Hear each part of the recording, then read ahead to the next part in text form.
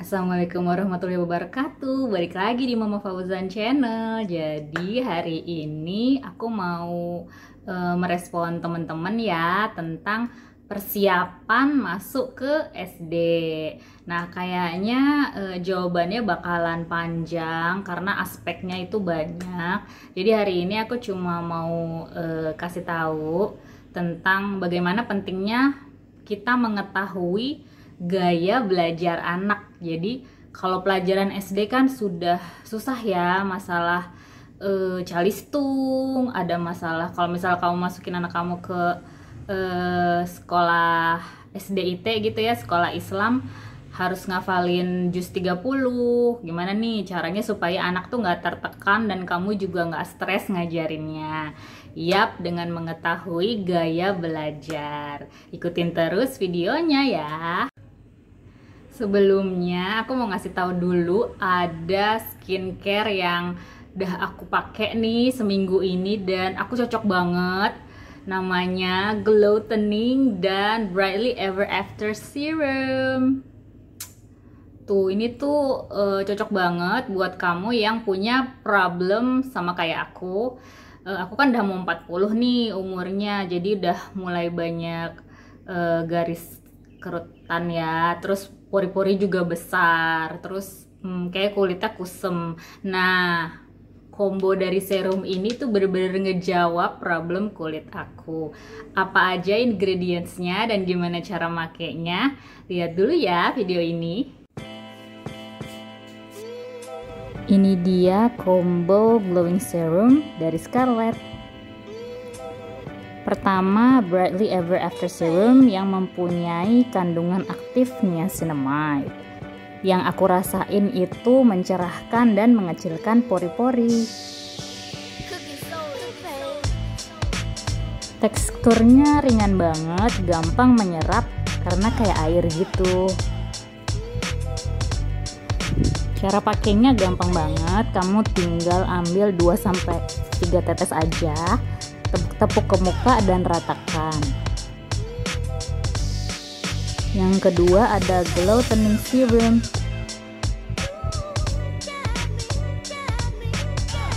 Ukurannya 15 ml.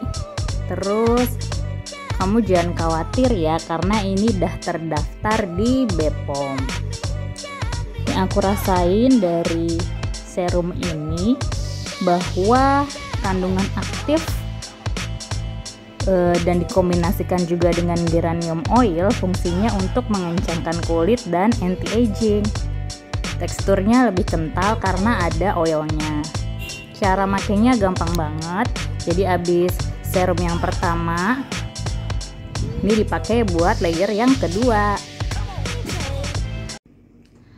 Nah, untuk Glow Tanning Serum tuh bisa dipakai bersamaan dengan series yang Brightening, yang Brightly Ever After Serum ya.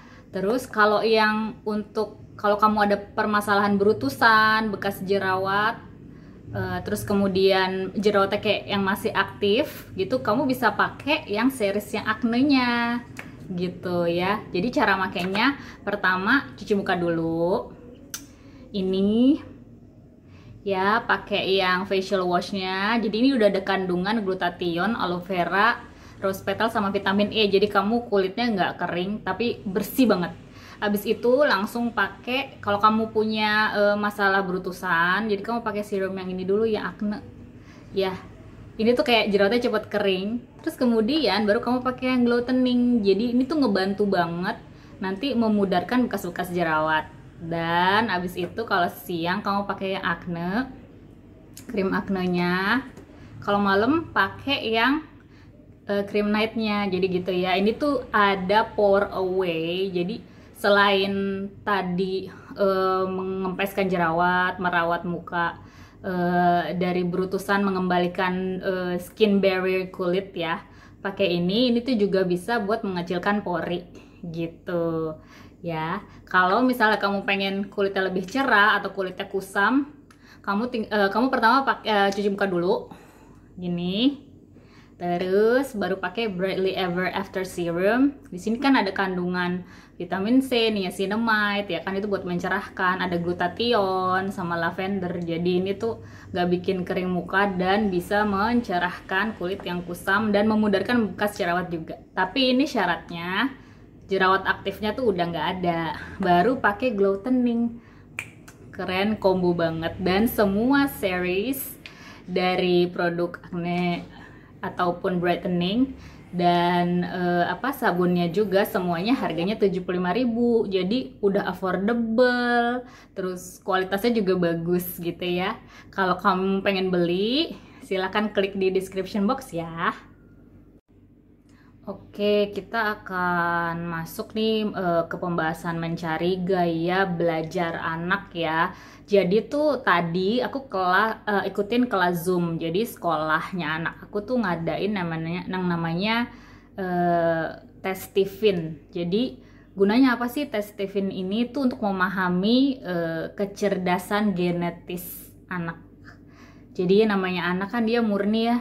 Dia kecerdasan genetisnya tuh belum terpengaruh banyak dari eksternal. Jadi guru-guru yang di sekolah, kita sebagai orang tua tuh bisa memahami karakter anak yang kemudian nanti tujuannya itu apa-apa yang mau kita ajarin di sekolah atau apa-apa yang hal-hal apapun yang kita mau ajarin tuh sesuai dengan karakter dia. Jadi anak tuh tidak merasa beban kalau dia sedang belajar. Nggak ada acara drama kalau lagi ngerjain PR, nggak ada acara ke sekolahnya males-malesan gitu kan, karena sebagai orang tua dan sebagai guru tuh paham sama kecerdasan genetis anak.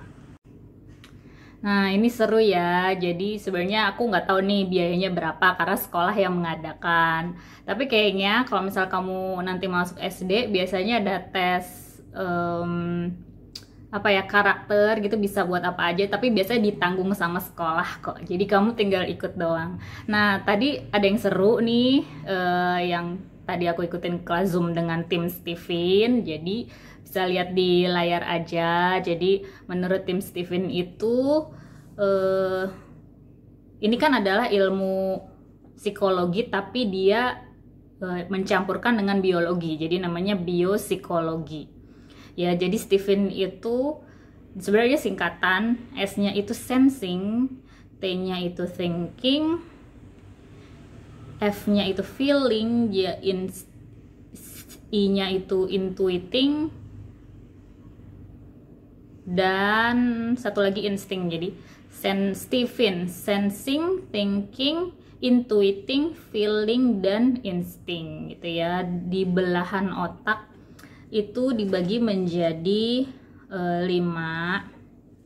ya, bisa dilihat aja di situ. Ada yang di bagian neokortek atas kanan dan kiri, dan dibagi juga di bawah limbik kanan dan kiri, dimana di situ kamu bisa lihat kalau anak sensing itu biasanya dia aktif ya. Kalau misalnya anak aktif itu dia tuh suka olahraga, jadi gaya belajarnya gimana sih, banyak latihan kayak gitu.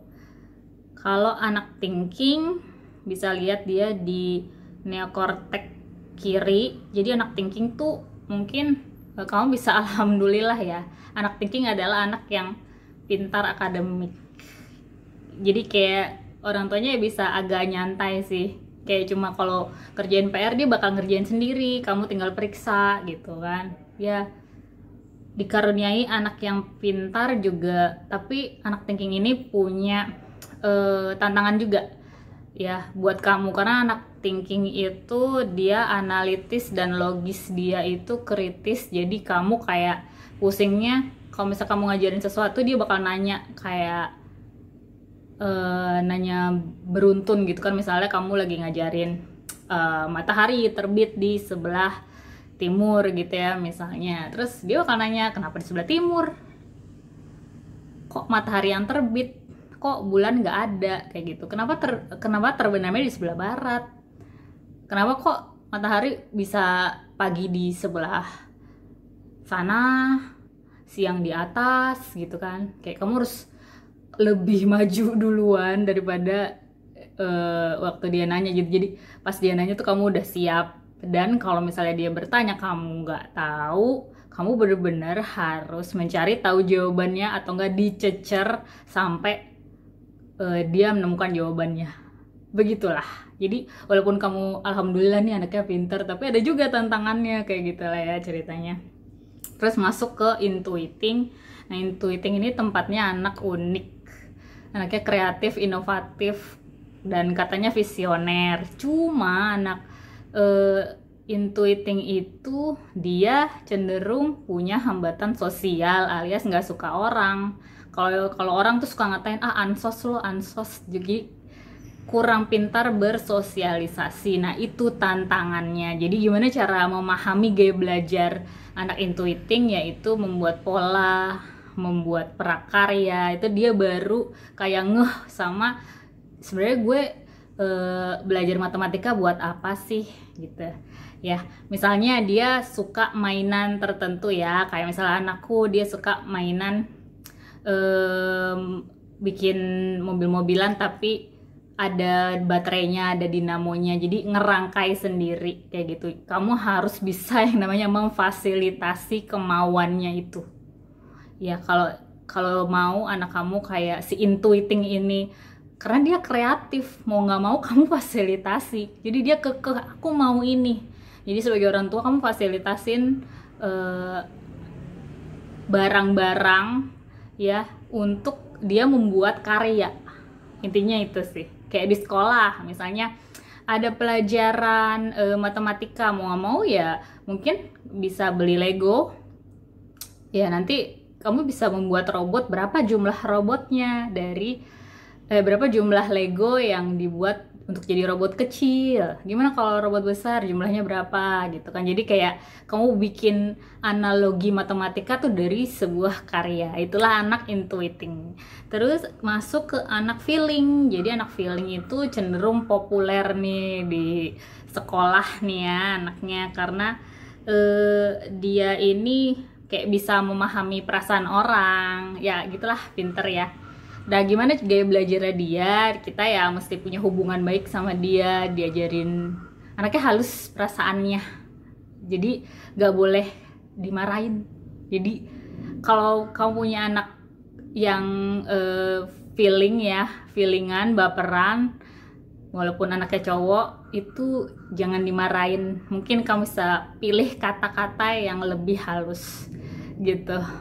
Oke, nah terus masuk ke terakhir yaitu anak insting. Nah, anak insting itu bisa dibilang anak yang gaul, banyak temennya, dan apa-apa serba bisa gitu ya. Jadi alhamdulillah juga, jadi nggak terlalu sulit untuk ngajarin dia asal dia seneng atau happy ya. Jadi dia ini ada moodnya gitu ya, ada mood-moodannya. Jadi yang harus kita lakukan terhadap anak insting adalah menjaga moodnya dia kayak gitu. Nah, ini semua tuh tes Stephen-nya ini itu pakai scan sidik jari gitu, Mam. Jadi satu-satu dimasukin ke alat gitu, nanti ketemu sidik jarinya, terus nanti sebutin golongan darah juga, terus keluar nih hasilnya anaknya apa. Kalau Fauzan ini ya hasilnya adalah intuiting introvert. Jadi dia tuh lebih ke arah